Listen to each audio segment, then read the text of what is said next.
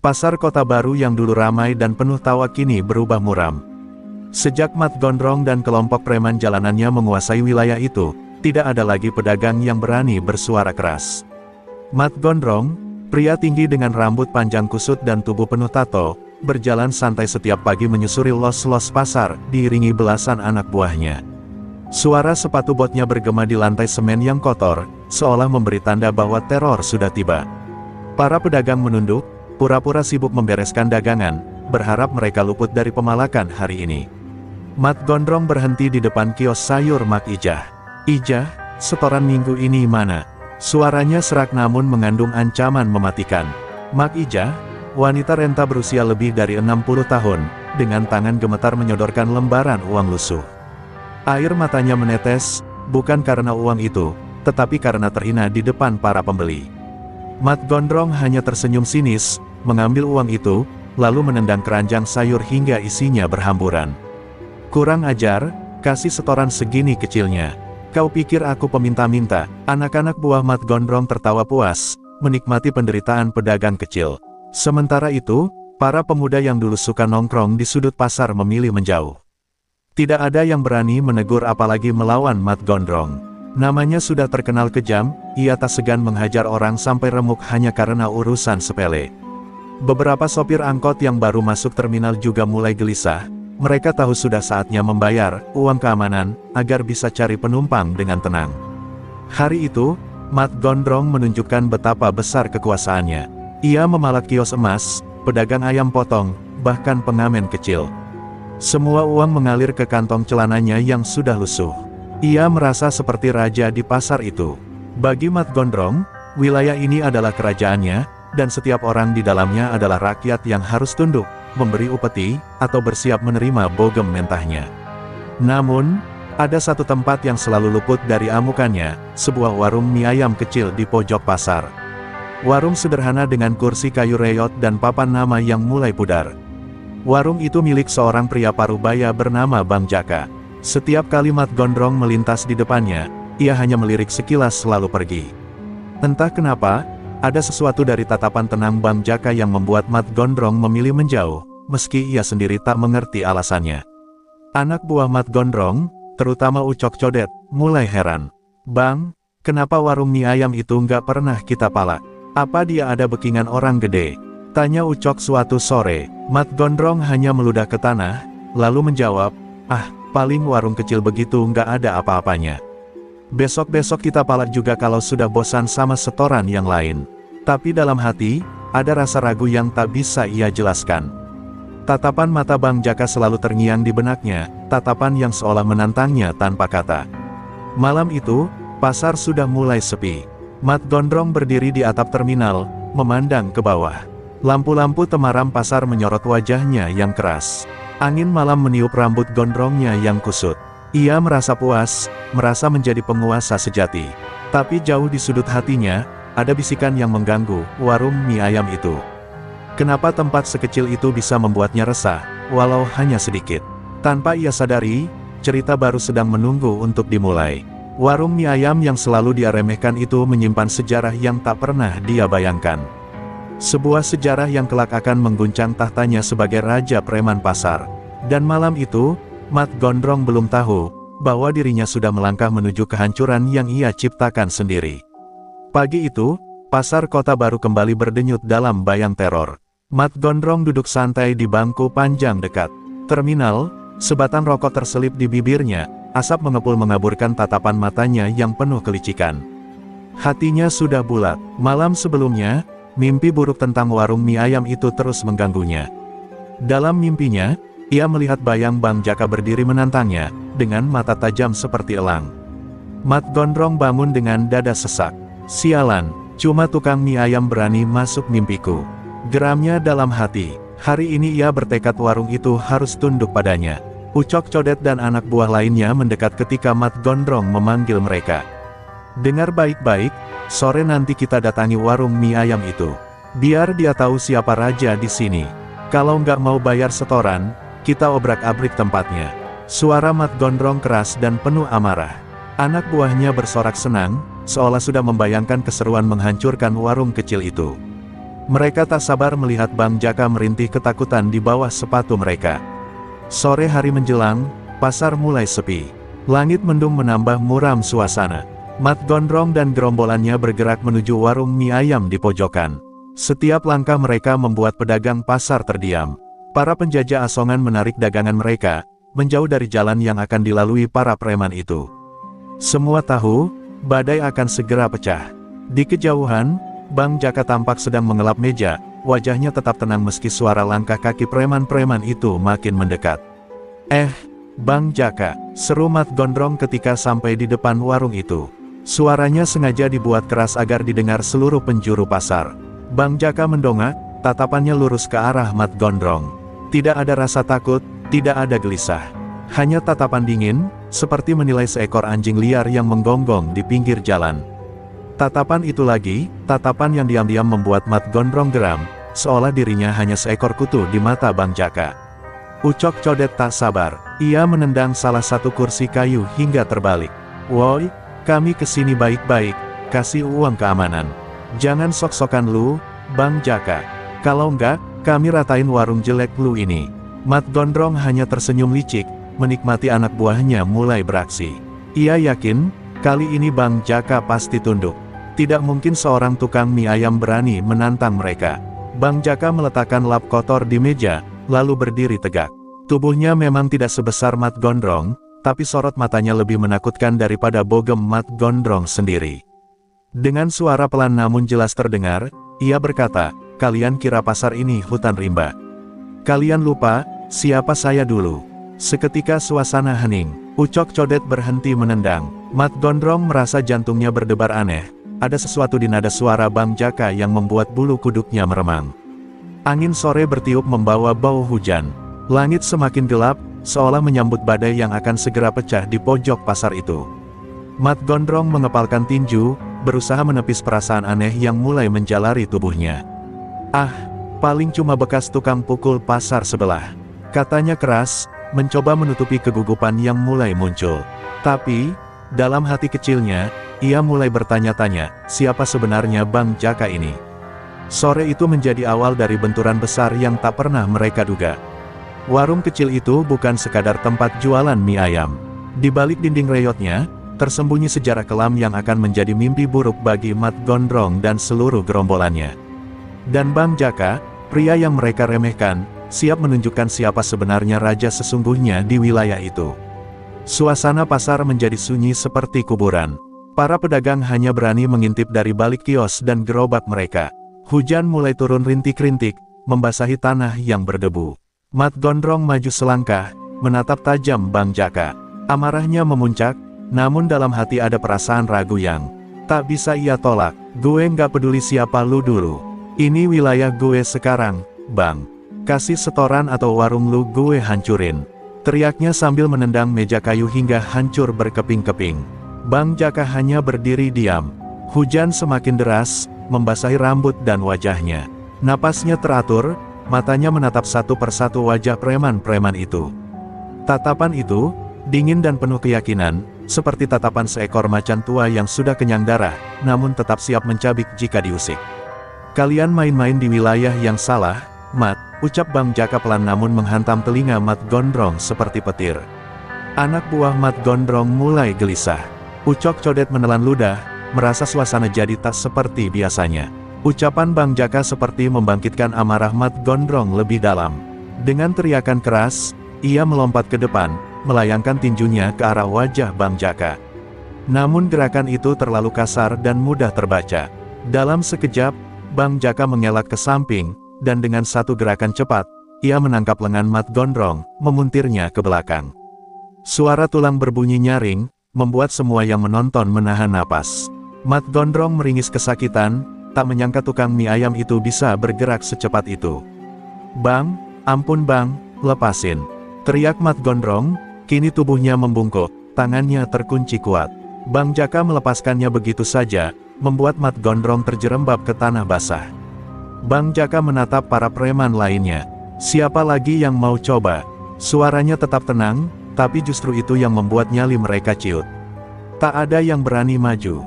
Ucok Codet melangkah mundur, wajahnya pucat pasi. Dalam hati mereka mulai sadar, Bang Jaka bukan orang biasa. Bang Jaka menarik napas panjang. Hujan membasahi tubuhnya, tapi justru membuat sosoknya makin gagah di mata para pedagang yang menyaksikan dari jauh. Dulu, aku yang menguasai pasar ini. Aku tinggalkan semua demi hidup tenang.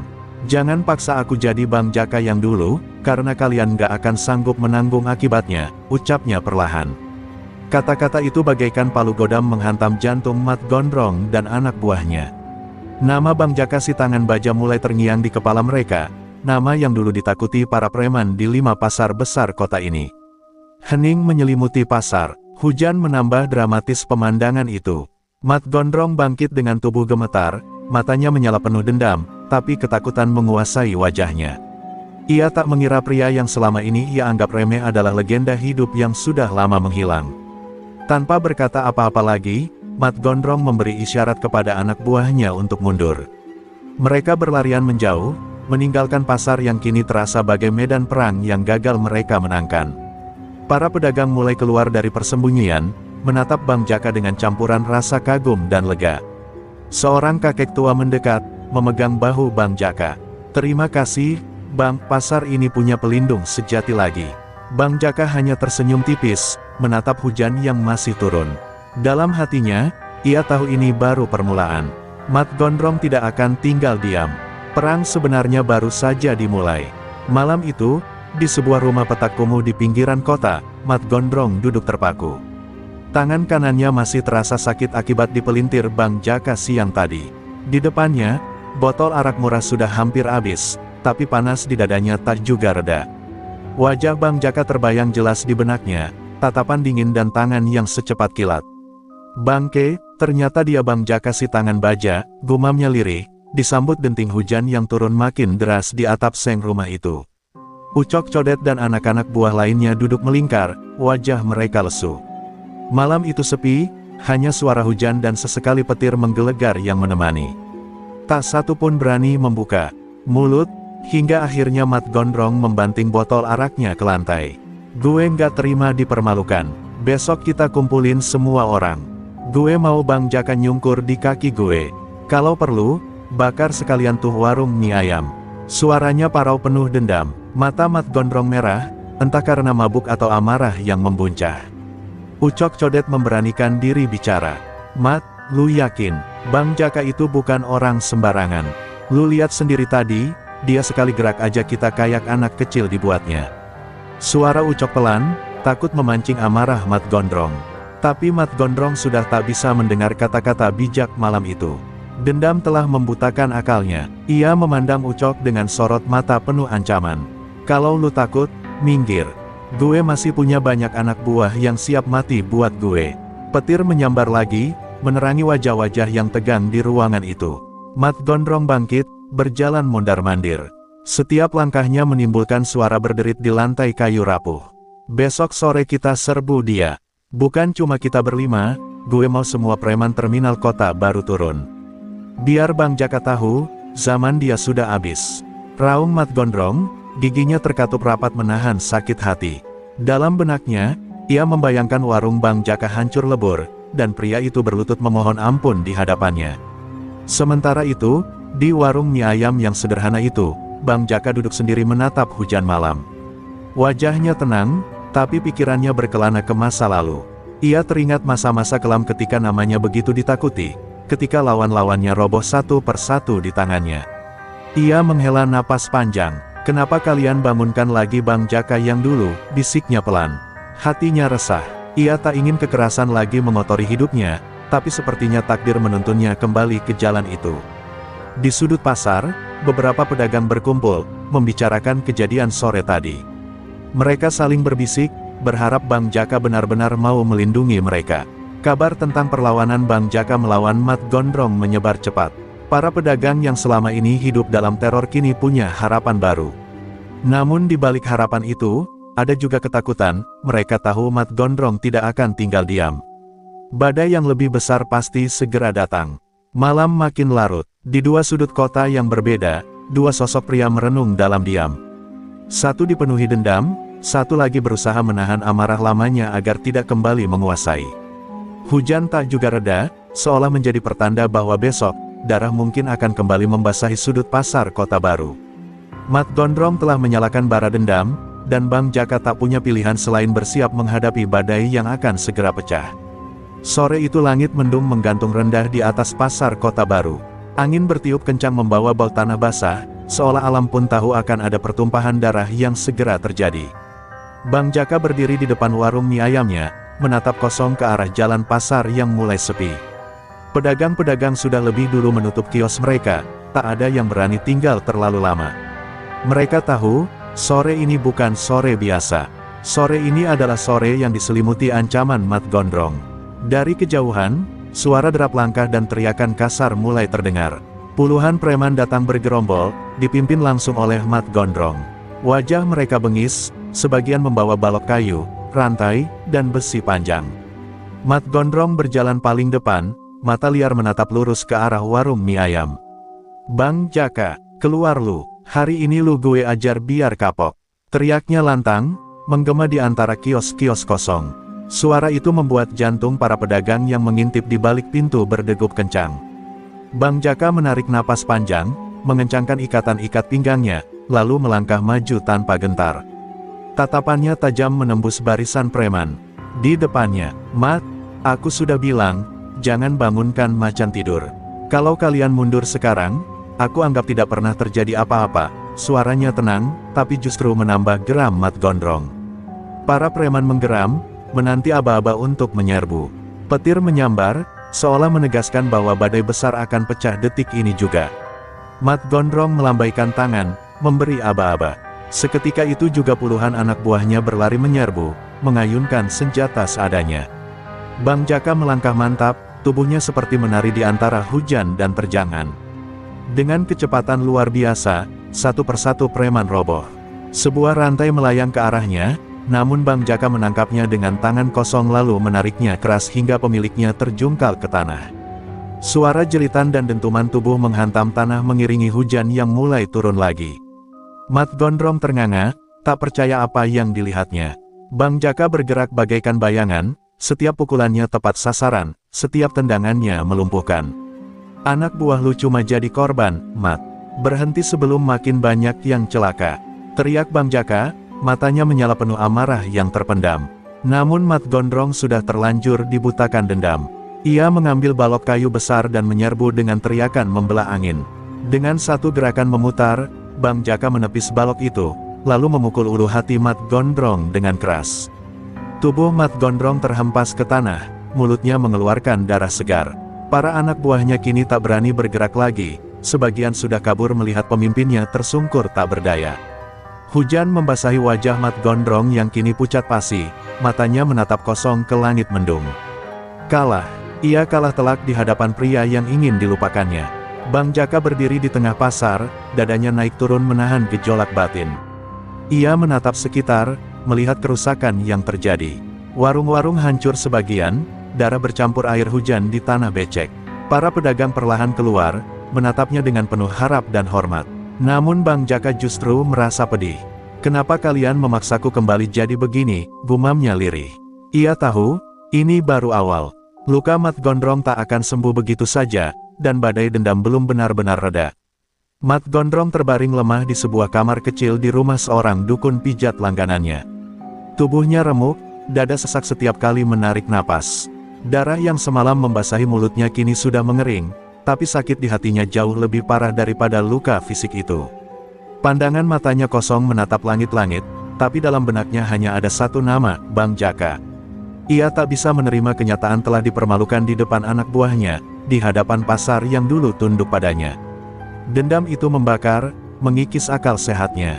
Ucok Codet duduk di sudut ruangan, gelisah. Ia tahu Mat Gondrong tak akan berhenti sampai dendam ini terbalaskan.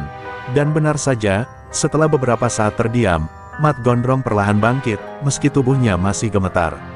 "Ucok, kita nggak bisa lawan dia cuma dengan orang-orang pasar. Gue butuh bala bantuan, dari luar kota. Dari orang-orang yang selevel sama Bang Jaka." Suaranya serak, tapi penuh tekad. Ucok menelan ludah, merasa ngeri dengan arah pikiran Mat Gondrong. Malam itu juga, Ucok Codet dan beberapa anak buah setia Mat Gondrong bergegas meninggalkan kota. Mereka naik mobil sewaan, menuju wilayah barat yang dikenal keras, Tanah Abang dan Senen.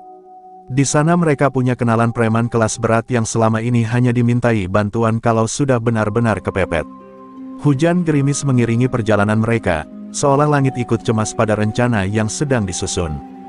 Jalanan licin, dan suasana mencekam sepanjang perjalanan mereka. Sementara itu, Bang Jaka duduk di warung mie ayamnya, menata kembali meja kursi yang rusak akibat bentrokan semalam. Para pedagang berdatangan, membantunya tanpa diminta.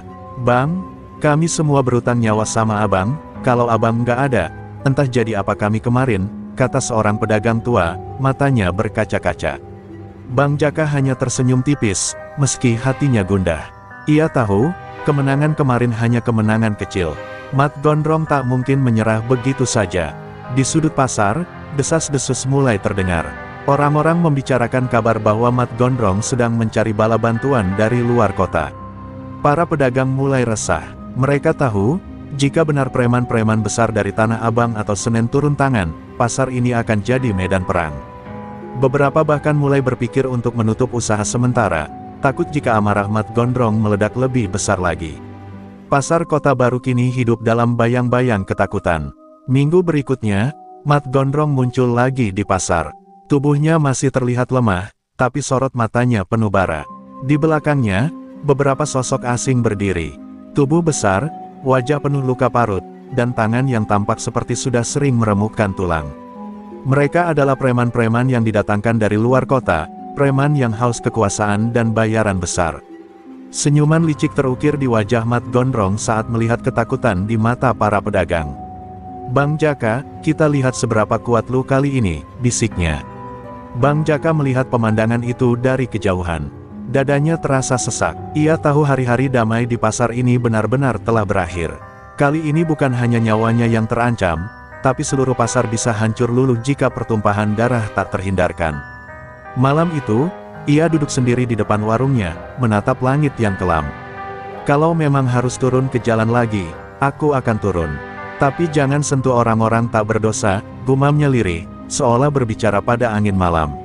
Malam kian pekat, langkah-langkah para preman asing menggema di gang-gang pasar, seperti pertanda bahwa badai lebih besar tengah bersiap menyapu Kota Baru.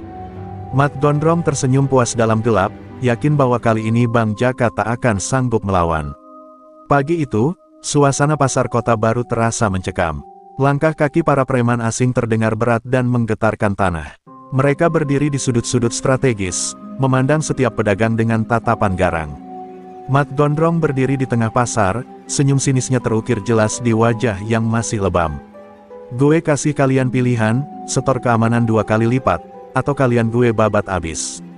Pasar ini sekarang punya gue, bukan lagi tempat main si Bang Jaka," teriaknya lantang. Suara itu menggema, menusuk hati para pedagang yang hanya bisa menunduk pasrah. Bang Jaka mendengar seruan itu dari warungnya. Dadanya bergemuruh, tapi ia mencoba menahan diri. Ia berjalan perlahan menuju pusat pasar, menembus tatapan-tatapan penuh benci dari para preman asing. Saat sampai di hadapan Mat Gondrong, ia menatap lelaki itu lekat-lekat. "Gondrong, aku sudah bilang, jangan ganggu orang-orang kecil. Kalau kau cari aku ada di sini. Tapi jangan bawa-bawa mereka," ucapnya lirih tapi tegas. Suasana pasar mendadak sunyi, bahkan angin pun terasa berhenti sejenak. Mat Gondrong tertawa terbahak, suara tawanya seperti cemoohan yang menusuk telinga. "Bang Jaka, lu pikir lu siapa? Kali ini gue nggak datang sendirian. Lihat nih, orang-orang Tanah Abang ini bukan kaleng-kaleng. Lu mau heroik kayak kemarin? Silakan, tapi jangan salahin gue kalau pasar ini jadi lautan darah." Ancaman itu bukan hanya gertakan kosong. Para preman asing sudah menggenggam besi, rantai, dan kayu pentungan, siap memulai kekacauan. Para pedagang mulai menangis dalam diam. Mereka menyaksikan dua kekuatan besar bersiap bertarung, sadar bahwa mereka bisa jadi korban di tengah badai. Beberapa mencoba menyelamatkan barang dagangan, yang lain hanya bisa memeluk anak mereka yang ikut berjualan. Bang Jaka mengepalkan tangan, luka lama dalam dirinya seakan bangkit lagi. Darah preman yang dulu ditakuti, kini mendidih, meminta untuk dikeluarkan. Tapi hati kecilnya terus menahan, mengingat janji pada almarhum istrinya untuk meninggalkan dunia hitam. Namun, Saat salah satu preman Tanah Abang mulai melempar peti dagangan seorang pedagang tua, kesabaran Bang Jaka habis. Dengan kecepatan yang tak terduga, tubuhnya melesat. Satu pukulan keras mendarat di rahang preman itu, membuatnya terlempar dan jatuh pingsan seketika. Para preman asing terkejut. Mereka baru sadar, sosok yang berdiri di depan mereka ini bukan sembarang orang. Bang Jaka kembali menatap Mat Gondrong, kali ini dengan sorot mata yang tak pernah terlihat sebelumnya, mata seorang mantan raja jalanan. Mat Gondrong mundur satu langkah, tak bisa menyembunyikan kegentarannya. Tapi harga dirinya menahannya untuk kabur. "Serbu dia, jangan kasih ampun," teriaknya panik. Preman-preman asing pun bergerak serentak, menyerbu Bang Jaka dengan brutal. Pasar Kota Baru pun berubah menjadi medan laga. Suara teriakan, benturan, dan rintihan mulai terdengar bersahutan, mengguncang pagi yang tadinya sepi. Bang Jaka bertarung sekuat tenaga. Gerakan-gerakannya cepat dan tepat, seperti dulu saat ia masih menjadi sosok yang disegani di dunia hitam. Satu demi satu preman asing tumbang, wajah mereka penuh luka, tubuh mereka remuk diterjang pukulan-pukulan mematikan. Tapi jumlah mereka banyak, dan Bang Jaka mulai kewalahan. Napasnya memburu, peluh membasahi tubuhnya, tapi tekadnya tetap membara. Ia tak boleh kalah, tak boleh membiarkan pasar ini hancur di tangan Mat Gondrong. Dan saat pertarungan memuncak, terdengar suara sirine meraung dari kejauhan. Polisi datang. Mat Gondrong tersentak kaget, lalu berteriak pada anak buahnya, "Kabur!" Polisi datang. Para preman asing segera lari tunggang langgang, meninggalkan pasar yang porak-poranda. Bang Jaka berdiri terengah-engah di tengah puing dan barang dagangan yang berserakan. Para pedagang mulai berlari ke arahnya, menangis, memeluknya. Tapi di hati Bang Jaka, ia tahu ini belum akhir. Badai yang lebih besar bisa saja datang lagi. Malam itu, hujan turun deras membasahi lorong-lorong gelap kota. Di sebuah gudang tua yang terletak di pinggiran pasar, Mat Gondrong duduk gelisah dengan wajah penuh amarah.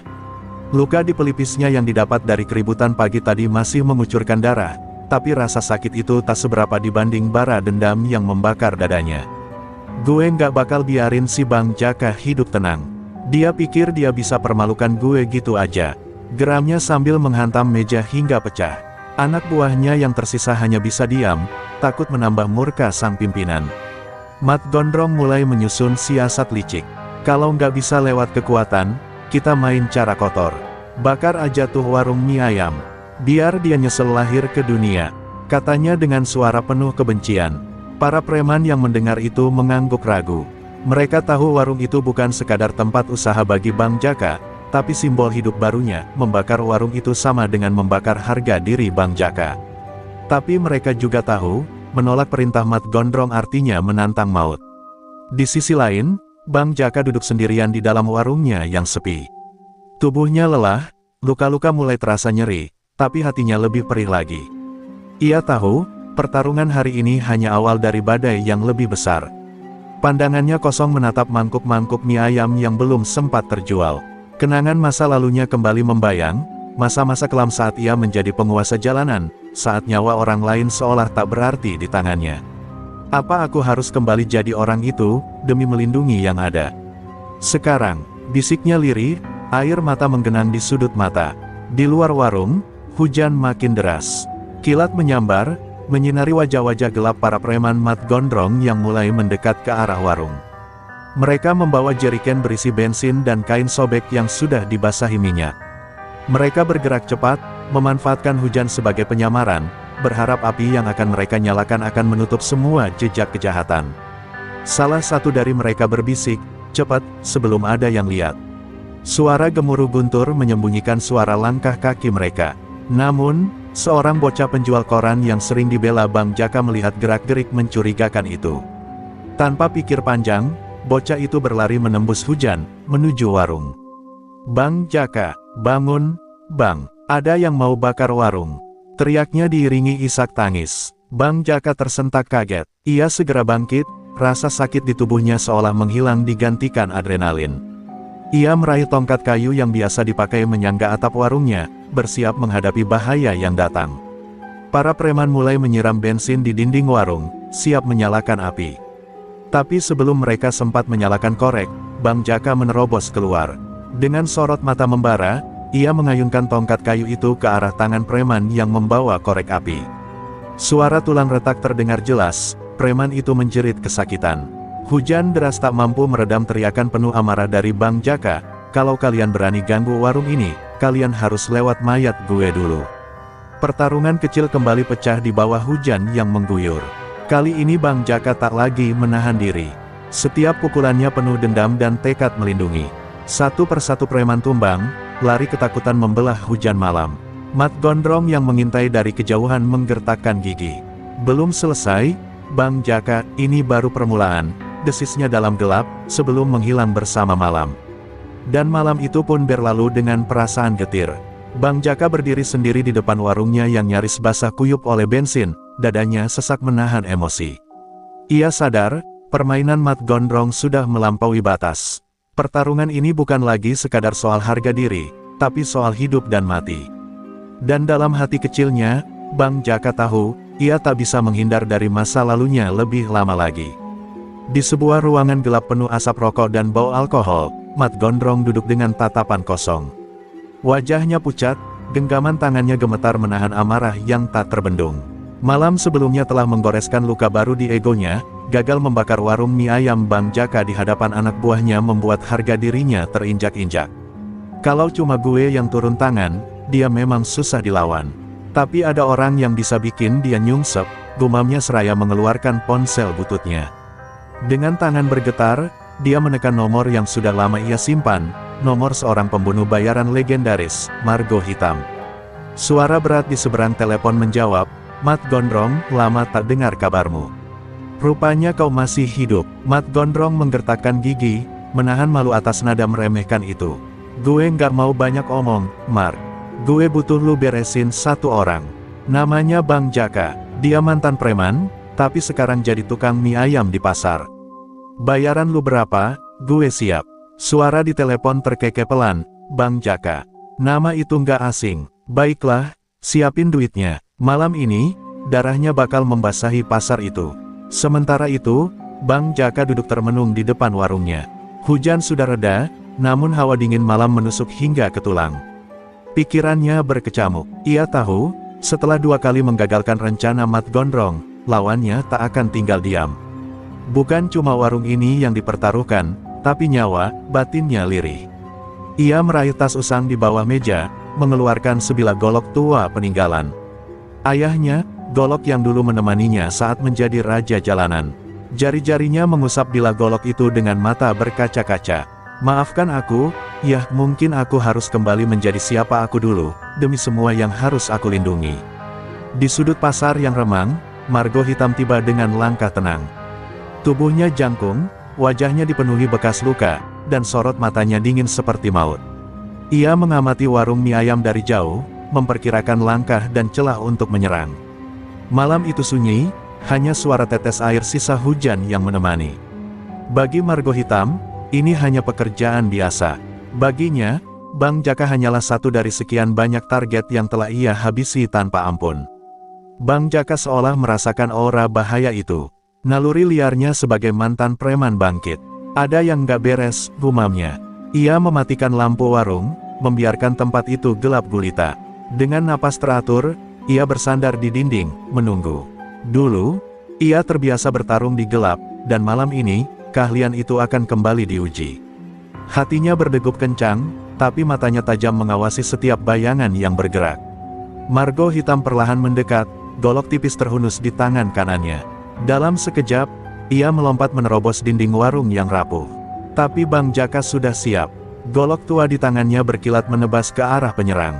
Suara denting senjata beradu menggema di gelap. Pertarungan mematikan pun pecah tanpa saksi, hanya ditemani cahaya bulan yang malu-malu menembus awan. Benturan demi benturan golok terdengar memekakkan telinga. Margo Hitam terkejut, tak menyangka lawannya masih selihai dulu.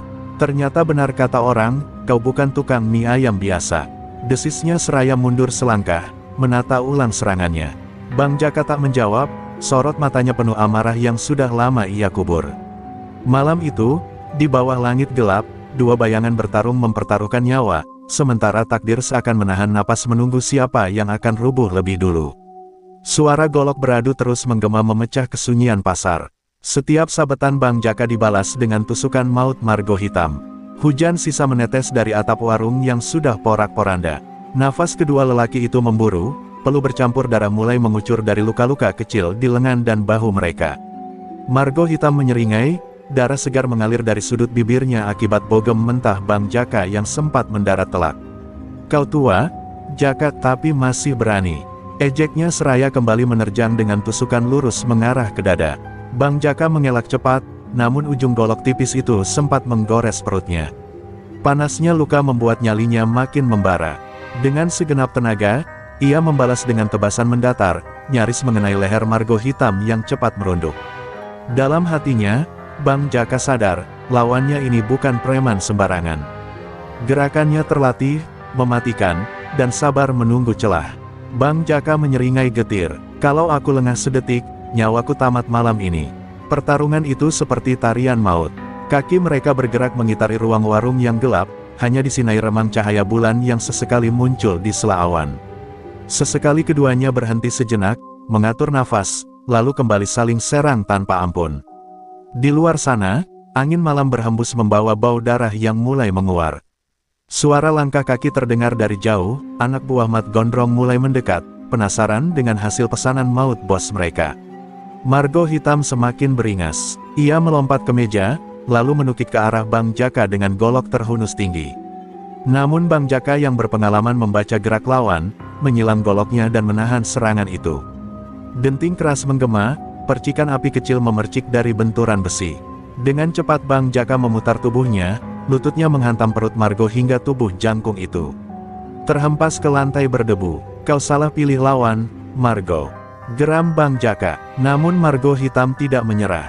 Dengan napas terengah, ia bangkit, darah menetes dari pelipisnya.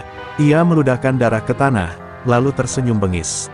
"Kalau aku harus mati, setidaknya aku mati melawan Raja Jalanan," teriaknya. Dan lagi-lagi ia menyerang, kali ini membabi buta. Bang Jaka mundur perlahan, menunggu momen. Lalu dalam satu gerakan mematikan, ia mengayunkan goloknya dari bawah ke atas, tebasan bersih yang menghentikan serangan Margo.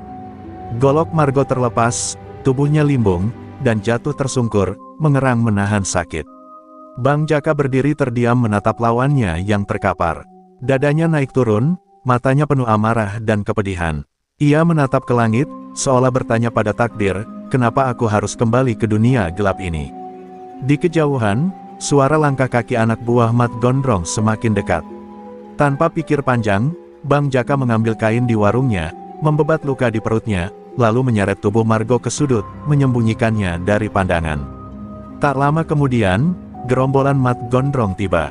Mereka tertegun melihat warung berantakan, namun tak menemukan tanda pertarungan berdarah. "Bang, di mana Margo?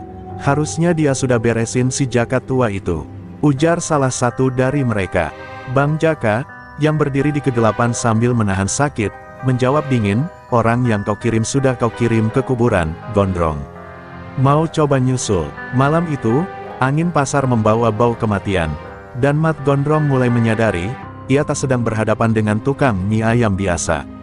Malam itu, wajah Mat Gondrong pucat pasi saat anak buahnya melapor bahwa Margo hitam tidak kembali. Suara mereka gemetar, seperti baru saja melihat hantu gentayangan. Mat Gondrong mendelik tajam, namun dalam hatinya mulai muncul rasa getir yang sulit ia tolak.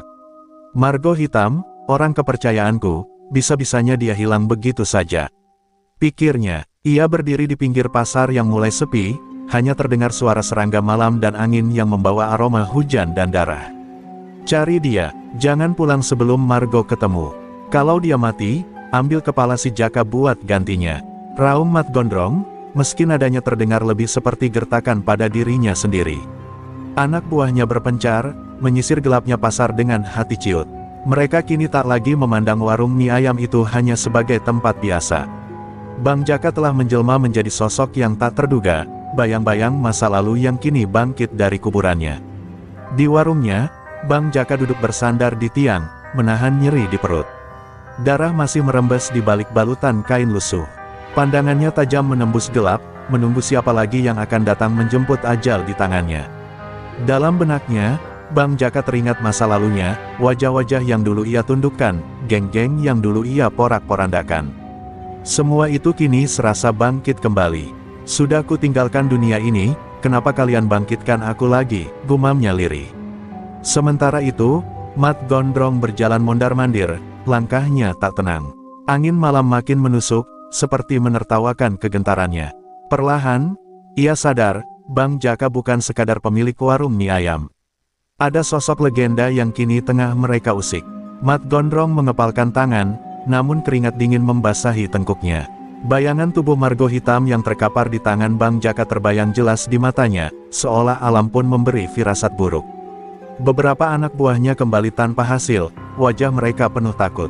Bos, kami nggak nemu Margo, tapi ada bekas pertarungan, ada bercak darah di lantai warung, lapor salah seorang dengan suara lirih. Mat Gondrong membentak mereka, namun sorot matanya kosong. Kalau Margo saja habis, bagaimana kalau aku sendiri yang maju? Pikirnya, hatinya bimbang, antara gengsi dan nyawa yang kini dipertaruhkan. Di sudut pasar, malam makin pekat. Mat Gondrong akhirnya memutuskan untuk mundur sementara. Sudah, kita tunggu besok. Siapkan anak-anak, besok kita datangi dia rame-rame. Kali ini kita hancurin dia sekalian, katanya dengan nada dipaksakan berani. Tapi hatinya tahu, ia mulai gentar. Sosok Bang Jaka kini menjadi momok yang tak bisa ia anggap remeh. Tak ada lagi yang berani menyebut pemilik warung mie ayam itu sebagai orang biasa. Di warung yang remuk, Bang Jaka menatap bulan yang muncul di sela awan. Tubuhnya lelah, namun tekadnya membaja. Ia tahu, esok hari bukan akhir, tapi awal dari badai besar. Bang Jaka menggenggam erat golok tuanya. Kalau mereka datang lagi, aku akan berdiri, sampai nyawa ini tak tersisa, bisiknya, sebelum akhirnya ia menutup mata sejenak, memulihkan tenaga, menanti Fajar dengan segala ancaman yang akan datang bersamanya.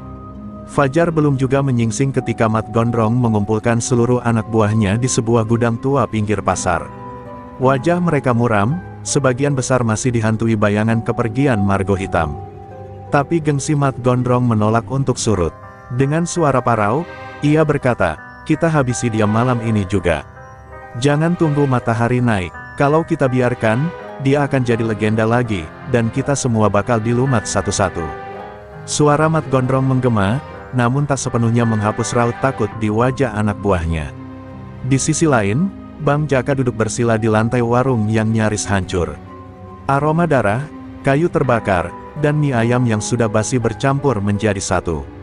Luka di perutnya telah ia ikat kuat dengan sobekan sarung tua. Matanya merah, bukan hanya karena lelah, tapi karena amarah yang telah lama ia kubur, kini kembali membara. Kalian mau menguji nyali? Datanglah, aku sudah siap, batinnya sembari menggenggam gagang golok yang sudah penuh bercak hitam bekas darah. Langkah-langkah kasar terdengar mendekat, denting besi, rantai, dan suara botol pecah menjadi irama malam itu. Mat Gondrong memimpin sendiri, dengan lebih dari 20 anak buah membawa senjata tajam, pentungan, dan bahkan botol minuman keras yang siap dilemparkan. Warung kecil Bang Jaka kini dikepung, bagai seekor harimau tua yang hendak diburu sekawanan serigala lapar. Tapi di mata Bang Jaka, mereka hanya sekumpulan bocah nekat yang haus nama. Tembak petasan ke warungnya, biar dia keluar, perintah Mat Gondrong dengan suara tercekat. Dentuman petasan mengguncang malam, api kecil menjilat atap warung yang sudah rapuh. Bang Jaka perlahan bangkit, bayangan tubuhnya muncul di sela asap yang mengepul. Sosoknya yang tegap meski terluka, menebar aura kematian yang seketika membuat langkah para preman terhenti. Angin malam membawa bisikannya, siapa yang pertama mati malam ini? Tanpa banyak kata, Bang Jaka menerjang. Goloknya berkilat di bawah sinar bulan, menyayat udara dan menghantam keras salah satu penyerang pertama yang mencoba maju. Teriakan pecah, darah muncrat, dan tubuh terjungkal ke tanah. Keheningan sekejap pecah jadi kepanikan. Anak buah Mat Gondrong saling dorong, saling teriak, namun kaki mereka terasa berat seolah diikat bayang-bayang maut. Mat Gondrong menggertakkan giginya, jangan mundur, habisi dia. Bang Jaka bergerak seperti bayangan kelam. Golok tuanya menari liar, menebas siapa saja yang berani mendekat. Rasa sakit di tubuhnya sudah mati rasa, yang tersisa hanya amarah yang membara. Satu persatu tubuh preman bergelimpangan, sebagian berlari tunggang langgang meninggalkan tempat, tak peduli lagi pada gengsi atau perintah bos mereka. Malam itu pasar menjadi saksi bisu kebangkitan seorang legenda yang enggan dikubur begitu saja. Mat Gondrong kini berdiri sendiri, napasnya memburu, tubuhnya gemetar. Seluruh anak buahnya habis, dan ia tahu tak ada lagi jalan mundur. Ia mengayunkan goloknya sembarangan, namun langkahnya goyah. Bang Jaka menatapnya tajam, langkahnya mantap mendekat bagai algojo menjemput kepala seorang pendosa. Angin berdesir, membawa aroma darah, dan sunyi menelan suara pasar yang biasanya hiruk-pikuk. Kini hanya ada mereka berdua, dua preman yang nasibnya ditentukan malam itu. Bang Jaka berhenti hanya sejengkal dari Mat Gondrong. Goloknya terangkat, dan mata mereka saling bertemu. Mat Gondrong bisa melihat jelas kilatan kematian di sorot mata Bang Jaka. Namun sebelum golok itu menebas, Bang Jaka berkata lirih namun tegas, "Pergi, sebelum aku lupa caranya mengampuni." Mat Gondrong terdiam, tubuhnya lunglai, dan tanpa sepatah kata ia berbalik lari, meninggalkan harga diri, gengsi, dan malam yang menjadi kuburan bagi pasukannya. Pagi itu, matahari seakan enggan menyinari sudut pasar yang semalam menjadi arena pertumpahan darah. Aroma amis darah masih melekat di udara, bercampur dengan bau arang dan kayu hangus dari warung Bang Jaka yang hampir rata dengan tanah. Warga berdatangan, mengintip dari kejauhan, berbisik-bisik dengan wajah pucat. Mereka melihat bekas-bekas pertempuran, bercak darah di mana-mana, golok patah, dan tubuh-tubuh anak buah Mat Gondrong yang terkapar. Kota itu mendadak sunyi, seolah takut mengusik amarah Bang Jaka yang kembali terbangun. Kabar kekalahan Mat Gondrong menyebar secepat angin. Dari pasar hingga terminal, dari kedai kopi hingga markas para preman di sudut kota, semua membicarakan satu hal, Bang Jaka telah kembali. Namanya disebut dengan nada bergetar, legenda yang selama ini hanya jadi cerita basi di warung-warung kini menjadi nyata, dan menyeramkan. Para preman kecil yang biasa memalak pedagang mulai tiarap, tak berani muncul. Bahkan para calo bas di terminal mendadak sopan, tak ingin dicap sebagai sasaran berikutnya. Sementara itu, di sebuah rumah kosong di pinggir kota, Mat Gondrong meringkuk dalam gelap. Wajahnya penuh luka, matanya kosong, tak lagi memancarkan kesombongan. Gengsi yang selama ini ia junjung runtuh seketika malam itu. Ia terbayang-bayang sosok Bang Jaka, sorot mata tajamnya, golok tuanya yang terangkat, dan suara itu, "Pergi, sebelum aku lupa caranya mengampuni." Kata-kata itu menusuk harga dirinya lebih dalam dari bilah golok manapun. Mat Gondrong kini hanya bayang-bayang dari preman yang dulu ditakuti. Bang Jaka sendiri duduk bersandar di tiang warungnya yang masih tersisa. Luka di tubuhnya semakin terasa perih, namun hatinya tenang. Ia menatap langit biru yang mulai bersih dari kabut asap. "Sudah cukup, aku tak ingin ini berlanjut," gumamnya lirih. Namun ia tahu, dunia tak akan membiarkannya begitu saja. Nama besarnya telah terbangun lagi, dan itu artinya, musuh baru pasti akan berdatangan, menguji, menantang, atau hanya sekadar ingin menjatuhkannya demi pamor. Benar saja, siang itu seorang anak kecil datang tergopoh-gopoh membawa pesan dari seorang pedagang lama yang kenal Bang Jaka.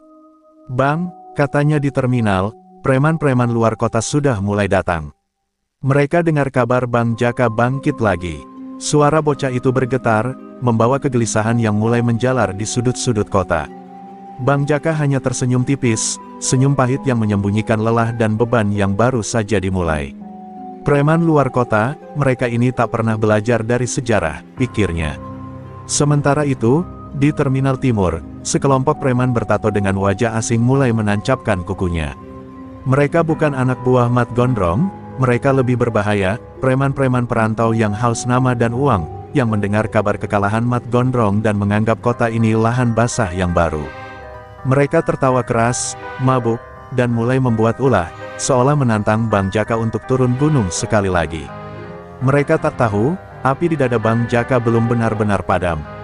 Malam kembali turun, membawa hawa dingin dan ketegangan baru. Bang Jaka memandang ke kejauhan, ke arah terminal, di mana lampu-lampu remang berkelip bagai mata-mata setan. Angin membawa suara gaduh, tawa kasar, dan ancaman dari para preman baru yang mulai menguasai wilayah itu. Bang Jaka menarik napas dalam, meraba gagang goloknya yang sudah menemaninya sejak muda. "Kalau ini harus berakhir dengan darah lagi, biarlah aku selesaikan dengan caraku," bisiknya dalam hati. Kota ini kini menunggu apakah Bang Jaka akan benar-benar turun tangan membersihkan para pendatang baru itu, atau memilih menepi dan membiarkan sejarah berulang. Namun satu yang pasti, malam-malam mendatang tak akan lagi tenang. Preman-preman baru telah datang, dan badai yang lebih besar tengah bersiap menghantam kota yang selama ini hanya ingin hidup damai di bawah bayang-bayang masa lalu. Malam itu, terminal timur bagaikan sarang iblis yang baru lahir. Deru motor-motor tua para preman luar kota meraung memecah keheningan. Mereka datang berombongan, membawa balok kayu, rantai besi, dan senjata tajam yang diselipkan di pinggang. Di bawah cahaya lampu terminal yang temaram, mereka tertawa kasar, menantang langit dan siapapun yang berani menghadang. "Kita kuasai tempat ini." "Siapa itu Bang Jaka? Hantu tua?" "Hah!" teriak seorang bertubuh besar dengan kepala pelontos, disambut sorak-sorai teman-temannya. Sementara itu, di sudut warungnya yang hampir roboh, Bang Jaka duduk termenung. Ia mendengar semua suara itu. Telinganya tajam menangkap setiap sumpah serapah para pendatang. Wajahnya tetap tenang, namun jantungnya berdetak lebih cepat dari biasanya. Golok tua di sampingnya bergetar pelan seolah tahu apa yang akan terjadi. Bang Jaka meneguk air putih dari gelas pecah yang tersisa, lalu memandang rembulan yang menggantung pucat. "Apa aku harus turun tangan lagi?" batinnya. Tak lama, seorang pedagang asongan tua datang terbirit-birit menghampirinya. Nafasnya tersengal, wajahnya penuh keringat. "Bang Jaka," mereka makin menjadi-jadi. Para pendatang itu memalak, memukuli pedagang, bahkan anak-anak kecil mereka injak-injak harga dirinya. "Terminal kita hancur, Bang." Suaranya pecah, nyaris menangis. Bang Jaka memejamkan mata, mengingat masa mudanya, saat darah dan dendam memerintah langkahnya.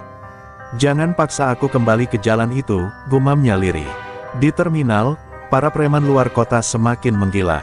Seorang ibu penjual gorengan dipukul hingga terkapar hanya karena tak mau memberi gratis dagangannya.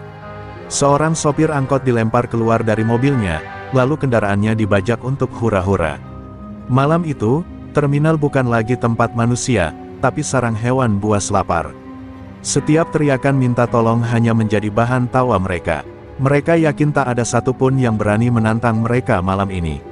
Bang Jaka bangkit perlahan. Ia meraih golok tuanya yang tergeletak berselimut debu.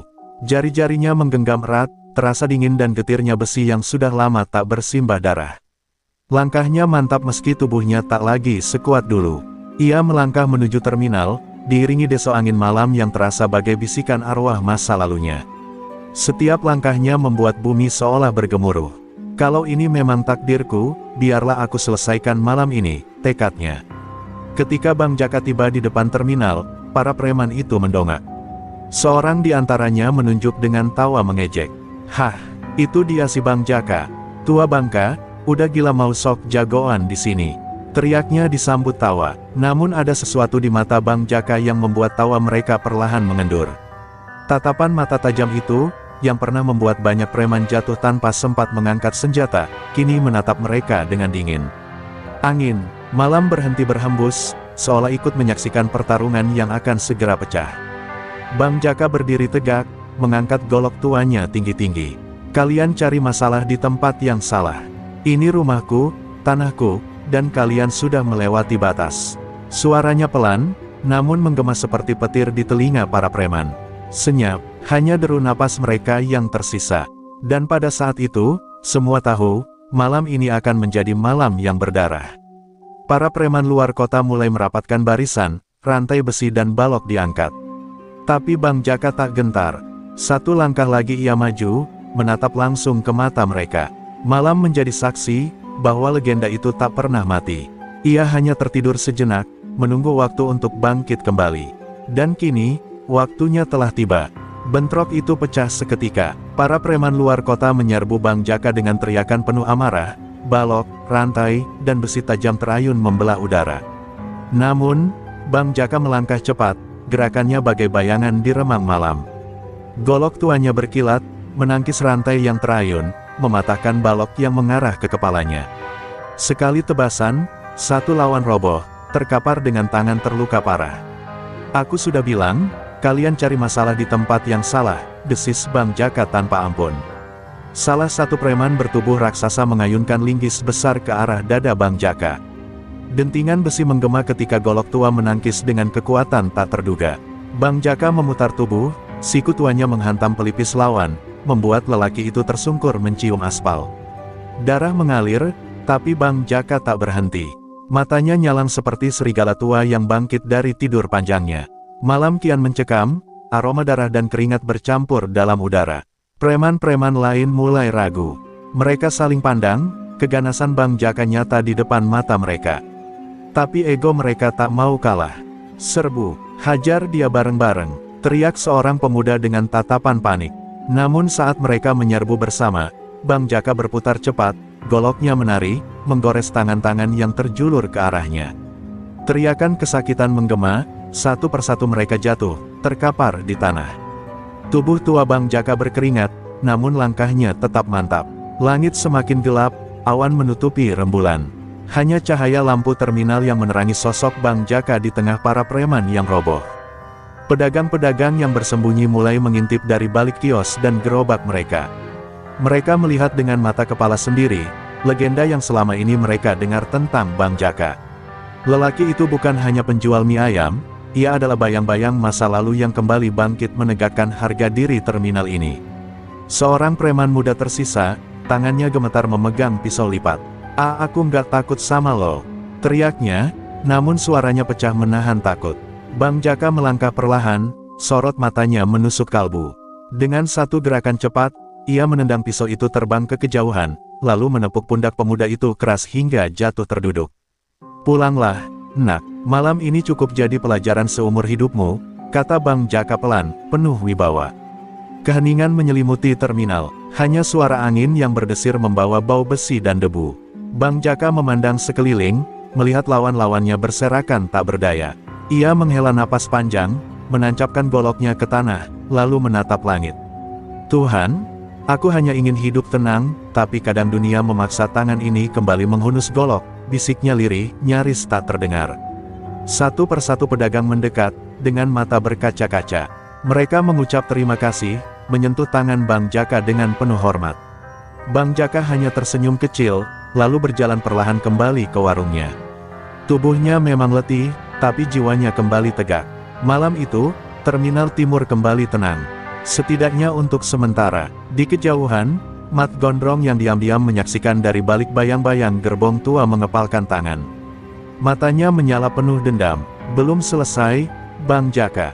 Belum," gumamnya. Malam itu jadi saksi, bahwa badai sesungguhnya baru akan datang.